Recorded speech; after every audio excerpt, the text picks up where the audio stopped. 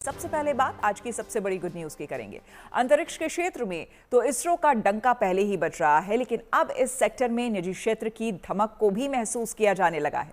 आज देश की एक निजी कंपनी ने ऑर्बिटल रॉकेट विक्रम-1 को तैयार किया है। ऐसे में हमारी आज की जो पहली गुड न्यूज है वो यही है, अंतरिक्ष में भारतीय प्राइवेट सेक्टर की लंबी छलांग। आपको बता दें कि अंतरिक्ष के क्षेत्र में भारत ने एक बड़ा मुकाम हासिल किया है।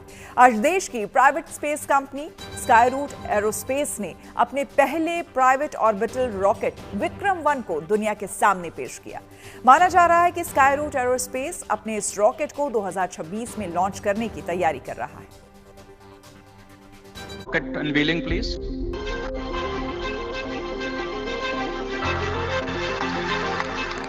ये तस्वीरें हैं भारत के पहले प्राइवेट स्पेस रॉकेट विक्रम-1 की, जिसका अनावरण खुद प्रधानमंत्री मोदी ने वर्चुअली किया है। हैदराबाद में स्काईरूट एरोस्पेस के इन्फिनिटी कैंपस के उद्घाटन के दौरान पीएम मोदी ने पहले प्राइवेट ऑर्बिटल रॉकेट विक्रम-1 को दुनिया के सामने पेश किया।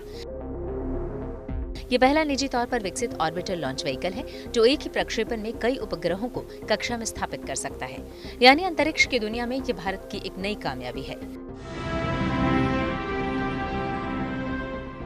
इस मौके पर पीएम मोदी ने स्काईरूट के नए इन्फिनिटी कैंपस का भी इनॉग्रेशन किया। कंपनी के इस नए कैंपस में लॉन्च व्हीकल के डिजाइन, डेवलपमेंट, इंटीग्रेशन और टेस्टिंग का काम आसानी से किया जा सकेगा। आज देश स्पेस सेक्टर में एक अभूतपूर्व अवसर का साक्षी बन रहा है। आज भारत के स्पेस इकोसिस्टम में प्राइवेट सेक्टर बड़ी उड़ान भर रहा है। स्काईरूट का इन्फिनिटी कैंपस भारत की नई सोच, इनोवेशन और सबसे बड़ी बात यूथ पावर का प्रतिबिंब है। Standing as tall as a 7-story building, Vikram-1 is engineered to deploy multiple satellites to Earth's orbit. This is India's first launch vehicle. उद्घाटन के खास मौके पर एक वीडियो के जरिए न सिर्फ नए कैंपस में मौजूद तकनीकी और सुविधाओं को दिखाया गया, बल्कि कंपनी के पहले प्राइवेट ऑर्बिटल रॉकेट विक्रम-1 के बारे में भी जानकारी दी गई। विक्रम-1 भारत का private orbital class launch vehicle है, जो कुल 20 मीटर लंबा और 1.7 मीटर चौड़ा है। रॉकेट काफी सरल और भरोसेमंद है। यही वजह है कि किसी भी साइट से 24 घंटे के भीतर इसे असेंबल और लॉन्च किया जा सकता है। इस रॉकेट की खूबी यह है कि ये कार्बन कंपोजिट मटेरियल से बना है और 3D प्रिंटेड लिक्विड इंजन से लैस है, जो इस रॉकेट को हल्का और मजबूत बनाते हैं। कंपनी अगले साल इस रॉकेट को लॉन्च करने की तैयारी में है। और ये पहली बार है जब प्राइवेट एंटरप्रेन्योर ने अंतरिक्ष के क्षेत्र में, सैटेलाइट के क्षेत्र में, उसके निर्माण में, डेवलपमेंट में, उसके प्रक्षेपण और उसके डिजाइन को लेकर ये नया स्टार्टअप शुरू किया है। ये एक बड़ी सफलता अंतरिक्ष में कही जा सकती है। 2022 में स्काईरूट ने विक्रम-S रॉकेट को लॉन्च किया था, जो सब ऑर्बिट रॉकेट था और ये पृथ्वी की कक्षा में प्रवेश नहीं कर पाया था। लेकिन पहला निजी तौर पर बनाया गया ऑर्बिटल लॉन्च व्हीकल एक ही लॉन्च में कई सैटेलाइट को ऑर्बिट में भेजने में सक्षम है। This is very proud moment for all of us, and at Skyroot we are very happy to be able to scale. As a young startup 7 years ago, we have now scaled to 1,000 people team. I think this is just our beginning. We still feel that it's the beginning of our journey, and soon we'll scale further. Next year early next year we're going to launch this rocket to orbit, and then we'll do more and more launches coming year. Bharat का पहला private commercial rocket विक्रम-1 अब देश की नई space क्रांति का प्रतीक बन चुका है। कम से कम लागत में अधिकतम पेलोड ले जाने वाला ये रॉकेट अब अंतरिक्ष में भारत की निजी क्षमता को दुनिया के सामने गर्व से दिखाने के लिए तैयार है।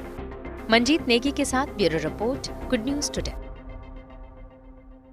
अंतरिक्ष में प्राइवेट सेक्टर की लंबी छलांग के बाद अब बात रक्षा क्षेत्र में भी निजी क्षेत्र के बढ़ते हिस्सेदारी की करते हैं। बॉर्डर पर दुश्मन के ड्रोन को मार गिराने के लिए हैदराबाद की एक प्राइवेट कंपनी ने इंद्रजाल रेंजर नाम की एक काउंटर ड्रोन कार लॉन्च की है। ऐसे में हमारी अगली यानी कि जो दूसरी गुड न्यूज है वो है इंद्रजाल बॉर्डर पर दुश्मनों के ड्रोन का काल। जी हाँ, इंद्रजाल रेंजर एक ऐसी आधुनिक कार है जो कि बॉर्डर पर पेट्रोलिंग करने के साथ साथ दुश्मनों के ड्रोन्स को डिटेक्ट करने के साथ उसे वहीं पर तबाह भी कर सकती है। कंपनी का दावा है कि यह दुनिया की पहली ऐसी व्हीकल है जो पेट्रोल के साथ साथ अटैक करने में भी सक्षम है। इस खास एंटी ड्रोन व्हीकल को बनाया है ग्रीन रोबोटिक्स नाम की कंपनी ने। कंपनी के मुताबिक पंजाब में भारत पाकिस्तान के बॉर्डर पर इसकी सफल टेस्टिंग की गई, जिसमें उसने ड्रोन्स को डिटेक्ट किया और 40 ड्रोन को मार गिराया। भारत ने इंद्रजाल रेंजर के नाम से पहला एंटी ड्रोन पेट्रोल व्हीकल बनाया है, जो कि बहुत ज़रूरत है इस समय में सेनाओं की, क्योंकि जैसा हम देख रहे हैं दुनिया में आज जो युद्ध है वो ड्रोन का युद्ध है।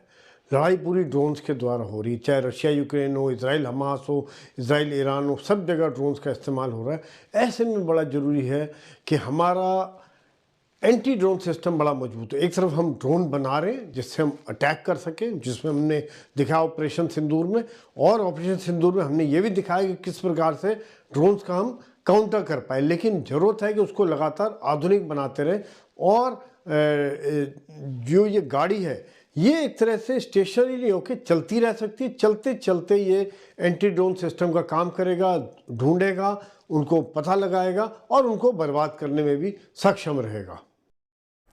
भारत में बड़े खेल आयोजनों की मेजबानी में एक नया अध्याय जुड़ने जा रहा है। भारत के 2030 में राष्ट्रमंडल खेलों के आयोजन की दावेदारी पर मुहर लग चुकी है और अब अहमदाबाद को औपचारिक रूप से 2030 कॉमनवेल्थ गेम्स की मेजबानी सौंप दी गई है। ऐसे में हमारी अगली यानी कि जो तीसरी गुड न्यूज है वो है 20 साल बाद भारत में कॉमनवेल्थ गेम्स की वापसी। जी हाँ, देखिए 2010 के बाद भारत को एक बार फिर से CWG की मेजबानी मिली है। इस मेजबानी के मिलने का महत्व इसलिए भी ज्यादा है क्योंकि भारत ने 2036 ओलंपिक गेम्स की मेजबानी का भी दावा किया है और CWG के आयोजन के बाद खेलों के मेगा इवेंट यानी कि ओलंपिक की दावेदारी मजबूत होगी। India, Ahmedabad is hereby duly appointed by unanimous resolution as the host of the 2030 Games. Congratulations, India.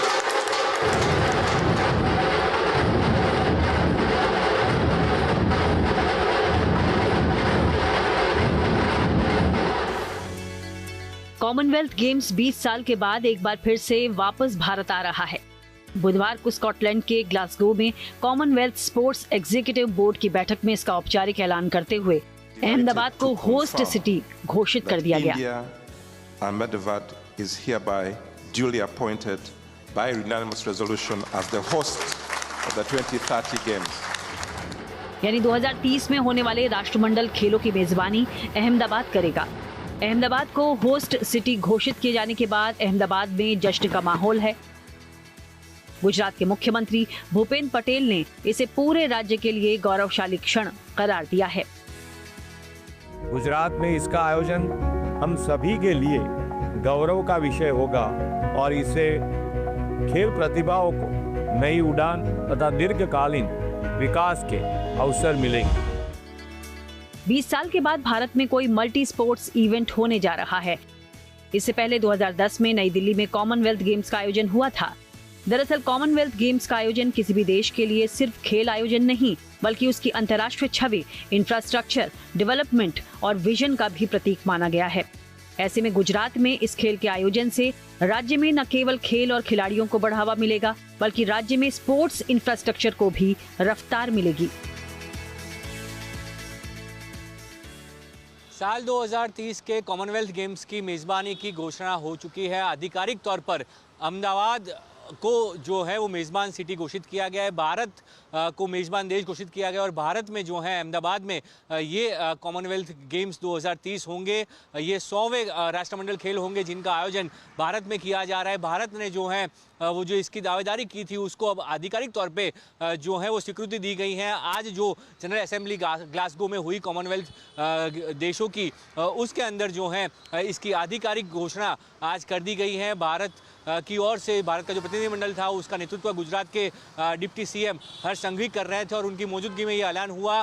Bharat और गुजरात के लिए खास करके एक बड़ी बात है, क्योंकि गुजरात जो है हमेशा से स्पोर्ट्स में लगातार पीछे था, पर अब स्पोर्ट्स इंफ्रास्ट्रक्चर में गुजरात को एक नई पहचान देने की कोशिश की जा रही है और उसी के अंदर अहमदाबाद के अंदर काफ़ी सारे ऐसे नए स्पोर्ट्स कॉम्प्लेक्स शुरू किए गए हैं जहां पे अंतर्राष्ट्रीय स्तर के खेल हो सके और उस प्रकार की पूरी बुनियाद जो है बुनियादी ढांचा यहां पे तैयार किया जा रहा है। 2030 में राष्ट्रमंडल खेलों के 100 साल पूरे हो रहे हैं। ऐसे में ऐतिहासिक मौके पर भारत को इन खेलों की मेजबानी मिलना महत्वपूर्ण माना जा रहा है। दरअसल भारत 2036 के ओलंपिक गेम्स की मेजबानी की तैयारी भी कर रहा है। पिछले साल नवंबर में भारत ने ओलंपिक गेम्स 2036 की मेजबानी हासिल करने के लिए दावेदारी पेश की थी। भारत इससे पहले अब तक 3 मल्टी स्पोर्ट्स गेम्स की मेजबानी कर चुका है। इनमें साल 2010 में कॉमनवेल्थ गेम्स, 1982 और 1951 के एशियन गेम्स शामिल हैं। 2030 में कॉमनवेल्थ गेम्स की मेजबानी से भारत की ओलंपिक दावेदारी को मजबूती मिलेगी। ओलंपिक्स के लिए भारत ने ऑलरेडी बिड कर दिया है, हम कोशिश कर रहे हैं। तो ये थे खेल मंत्री मनसुख मंडाविया जी, जिनका साफ तौर पे कहना था कि जिस दिशा में भारत बढ़ रहा है वो दिन दूर नहीं जब इंडिया, भारत और भारतीय खिलाड़ी 1 से 10 के क्रम में स्टैंडिंग्स में खड़े होंगे और इंडिया वो स्पोर्टिंग नेशन बन के उभरेगा। इन खेलों की मेजबानी मिलने के बाद भारतीय खिलाड़ियों को अपने घर में खेलने और चमकने का चांस मिलेगा। दरअसल 2010 में जब दिल्ली में कॉमनवेल्थ गेम्स का आयोजन हुआ था तो भारत ने राष्ट्रमंडल खेलों में अपना सर्वश्रेष्ठ प्रदर्शन हासिल करते हुए पदकों का शतक लगाया था और 38 गोल्ड, 27 सिल्वर और 36 ब्रॉन्ज हासिल कर पदक तालिका में दूसरा स्थान प्राप्त किया था। माना जा रहा है कि भारतीय खेल प्रतिभाएं 2030 में इस रिकॉर्ड को ध्वस्त करते हुए नया कीर्तिमान बनाने में सफल होंगी। मुझे बहुत गर्व महसूस हो रहा है अभी, क्योंकि मेरी सिटी जहाँ पे मैं पली बड़ी हुई हूँ, जहाँ से मेरी स्विमिंग की जर्नी शुरू हुई है, वो सिटी अभी इतनी बड़ी इंटरनेशनल टूर्नामेंट होस्ट करने जा रहा है। तो मुझे बहुत प्राउड फील हो रहा है। मुझे बहुत खुशी है कि कॉमनवेल्थ गेम्स अहमदाबाद में आ रही है। So I am very excited and I am looking forward to it. अगले साल जुलाई में यानी 2026 में स्कॉटलैंड के ग्लासगो में भी कॉमनवेल्थ गेम्स का आयोजन हो रहा है, लेकिन इस बार ग्लासगो कॉमनवेल्थ गेम्स में केवल 10 खेलों को शामिल किया गया है, जबकि हॉकी, क्रिकेट, बैडमिंटन और रेसलिंग जैसे लोकप्रिय खेलों को इसमें शामिल नहीं किया गया है। 2022 में बर्मिंघम में हुए कॉमनवेल्थ गेम्स में 25 गेम्स को शामिल किया गया था। उम्मीद है अहमदाबाद में होने वाले 2030 कॉमनवेल्थ गेम्स में क्रिकेट और बैडमिंटन जैसे लोकप्रिय खेलों की वापसी होगी। दिल्ली से नितिन श्रीवास्तव और अहमदाबाद से ब्रिजेश दोषी के साथ bureau report, good news today. Gujarat की राजधानी गांधीनगर में एक सपनों का शहर बसाया गया है, जहां अत्याधुनिक सुविधाओं के साथ बनी ये फिनटेक सिटी दुनिया के बड़े शहरों को टक्कर दे रही है। ऐसे में हमारी अगली यानी कि जो चौथी गुड न्यूज है वो है सिंगापुर दुबई को चुनौती देती स्मार्ट फिनटेक सिटी। जी हाँ, देश की इस पहली ग्रीन फील्ड स्मार्ट सिटी में world class infrastructure, automatic waste system, पहली यूटिलिटी टनल के साथ कई ऐसी अत्याधुनिक सुविधाएं हैं जो इसे वर्ल्ड क्लास सिटी बनाती है।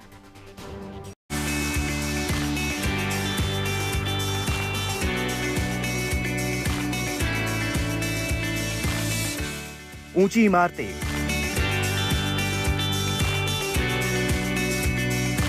शानदार सड़कें, हाईटेक कंट्रोल रूम और हर तरफ फैली हरियाली। ये कोई आम शहर नहीं, बल्कि सपनों की वो दुनिया है जिसे गिफ्ट सिटी कहा जा रहा है। गुजरात के गांधीनगर में साबरमती के किनारे बसा एक ऐसा महत्वाकांक्षी शहर जिसने भारत को दुनिया के टॉप फाइनेंशियल हब के तौर पर नई ऊंचाई दी है। ये है Gujarat international finance tech city. ये gift city Gujarat international finance tech city के तौर पर गांधीनगर में बड़े स्तर पर जाना जा रहा है, जो कि देश का पहला ऐसा इंटरनेशनल ऑपरेशनल स्मार्ट सिटी है जहां से फाइनेंस यानी देश की वित्तीय व्यवस्थाओं को लेकर के काम चल रहा है, तो वहीं दूसरी तरफ यहां पर आईटी हब भी बन रहा है। बहुत सारे लोगों को बड़े स्तर पर रोजगार मिल रहा है। भारत का ये वो सपनों का शहर है जहां विश्व स्तरीय इंफ्रास्ट्रक्चर तो है ही, साथ में है एक कमांड एंड कंट्रोल सेंटर जहां से पूरे शहर की धड़कनें एक ही स्क्रीन पर चलती हुई दिखती है। कमांड एंड कंट्रोल सेंटर में 4000 से ज्यादा एआई कैमरों की मदद से पूरे शहर पर नजर रखी जाती है। ट्रैफिक, पानी, बिजली, फायर अलर्ट, पब्लिक सेफ्टी और एआई सर्विलांस सब कुछ रियल टाइम में मॉनिटर होता है। 2007 में माननीय प्रधानमंत्री जी यहाँ पे मुख्यमंत्री थे, तो उनका एक विजन था कि एक तो हम क्यों नहीं एक फाइनेंशियल सेंटर बनाएं जो सिंगापुर, हांगकांग या पास में दुबई वैसा वो सब चीज़ें यहाँ क्यों नहीं हो सकती? तो फाइनेंशियल सर्विस सेंटर अब चूँकि हम बनाएंगे ही, तो क्यों नहीं ये इंफ्रास्ट्रक्चर इस तरह का हो कि एक स्मार्ट इंफ्रास्ट्रक्चर हो, विश्व में सबसे मॉडर्न इंफ्रास्ट्रक्चर हो, जहाँ आप टेक्नोलॉजी यूज़ करें। तो आज ये 2025 हुआ, 18 साल के बाद देखें, वो पूरा जो सपना था साकार हो गया है। गिफ्ट सिटी आज भारत के फाइनेंशियल फ्यूचर का सबसे दमदार मॉडल है। बाहर से भले ही ये एक मॉडर्न बिजनेस हब दिखता हो, लेकिन इसकी असली हाईटेक जमीन के नीचे बनी हाईटेक यूटिलिटी टनल है, जिसे गिफ्ट सिटी की रीढ़ कहा जाता है।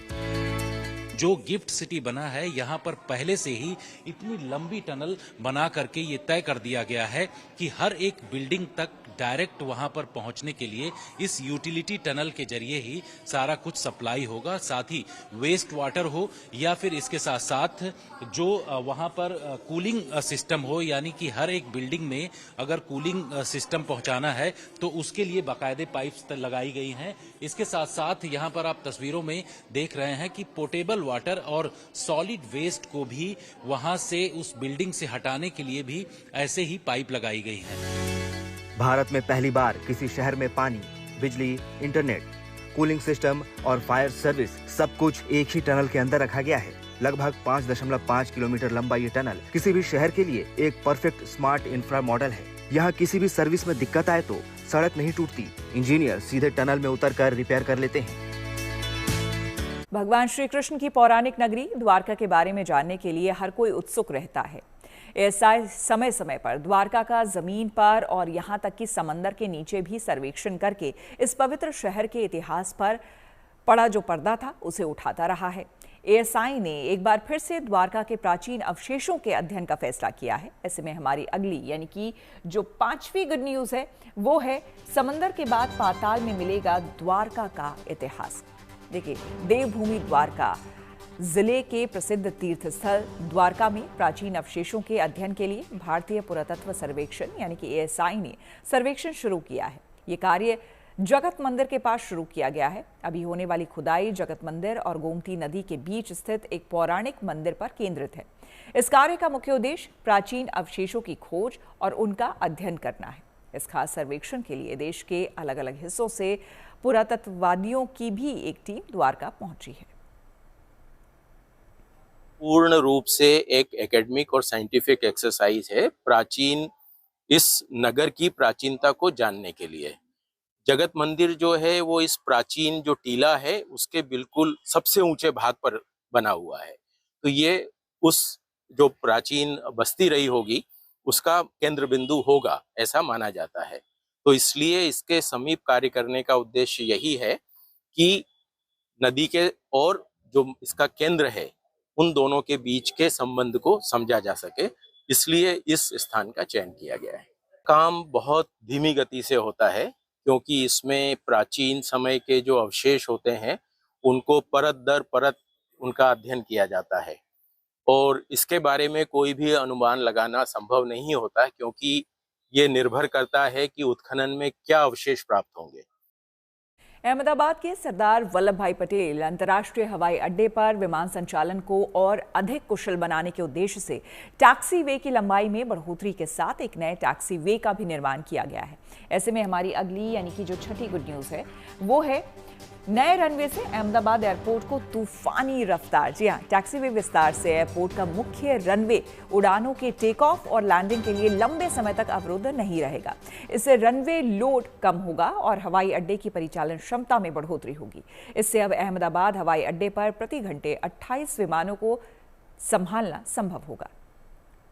अहमदाबाद एयरपोर्ट को एक नई फैसिलिटी मिली है। ये नया टैक्सीवे बनाया गया है जिससे अहमदाबाद एयरपोर्ट पे जो फ्लाइट में डिले होता था उसको कम किया जाएगा, टाइम रिड्यूस किया जाएगा। ये 1 किलोमीटर लंबा नया टैक्सीवे बना है जिससे जो है जो टैक्सीवे है उसकी कुल लंबाई 3 किलोमीटर जितनी हो गई है। यानी कि जब भी फ्लाइट टेक ऑफ करेगा या यहाँ से फ्लाइट का लैंडिंग होगा तो जो वेटिंग टाइम था वो वेटिंग टाइम 3 मिनट जितना था वो कम होकर 1 मिनट से कम हो जाएगा। यानी कि 2 मिनट की प्रति फ्लाइट जो है वो बचत होगी समय की। उसके साथ साथ जो एयरपोर्ट अथॉरिटी है उनका मानना है कि जो कार्बन एमिशन है, क्योंकि जितनी देर तक फ्लाइट को हवा में रहना पड़ता था या फिर यहाँ से चल के जाना पड़ता था, जो टाइम लगता था रनवे पे, वो टाइम जो है वो कम होकर वो टाइम कम होने के साथ साथ जो है वो कार्बन एमिशन भी जो है वो कम होगा।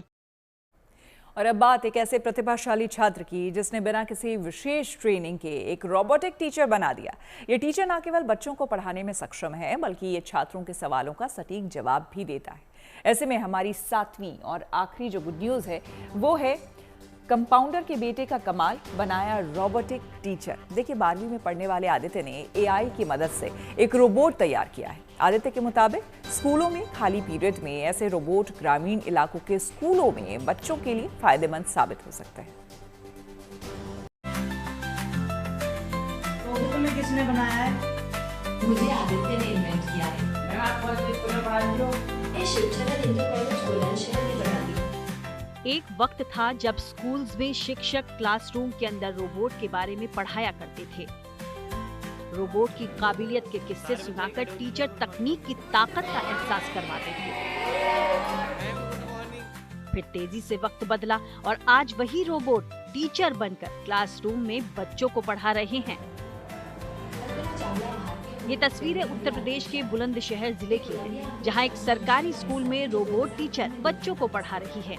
इस रोबोट का नाम है सोफिया, जो छात्रों के सभी सवालों का इत्मीनान से जवाब दे रही है।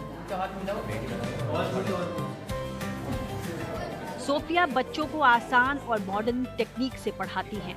बच्चे भी बेहद खुश होकर सोफिया मैडम की क्लास में सवाल पूछते हैं। सबसे बड़ी बात, सोफिया मैडम बच्चों के लगातार पूछे जा रहे सवालों से तंग नहीं होती, बल्कि एक एक कर सभी का जवाब देती हैं, फिर चाहे सवाल कितना ही गंभीर क्यों ना हो। मुझे आदित्य ने इन्वेंट किया है। क्या मेरे बारे में कुछ और जानना चाहेंगे? आपको जानकर हैरानी होगी कि सोफिया मैडम के पास गजब की नॉलेज है। उन्हें राजनीति से लेकर विज्ञान तक के सब सवालों के जवाब पता हैं। इससे भी ज्यादा हैरानी की बात ये कि इस रोबोट को 12वीं क्लास में पढ़ने वाले एक छात्र ने तैयार किया है। उन्होंने सोशल मीडिया से रोबोट बनाने की जानकारी जुटाई। आखिरकार उनकी सालों की मेहनत रंग ले आई। 1-2 बार हम इसे एग्जीबिशंस में लेकर गए हैं अपने, जहाँ पे हम हर बार फर्स्ट ही आए हैं हर जगह। हम लगभग 3-4 साल से एग्जीबिशंस को विजिट कर रहे हैं। हमारे पास 30 से ज़्यादा सर्टिफिकेट्स हैं। हम 3 बार स्टेट चैम्पियन, 4 बार मंडल और लगभग 7 से 8 बार अपने डिस्ट्रिक्ट में टॉप कर चुके हैं। बिना किसी डिग्री और कोर्स के रोबोट बनाकर आदित्य ने सभी को हैरान किया। उनके रोबोट बनाने का मकसद जानकर हर कोई उन्हें इसी तरह आगे बढ़ने की दुआ दे रहा है। बुलंदशहर से मनीष चौरसिया के साथ bureau report, good news today. तो इसी के साथ 7 बजे 7 गुड न्यूज में मेरे यानी कि श्वेता झा के साथ फिलहाल इतना ही। देश दुनिया की तमाम पॉजिटिव खबरों के लिए आप देखते रहिए गुड न्यूज टुडे।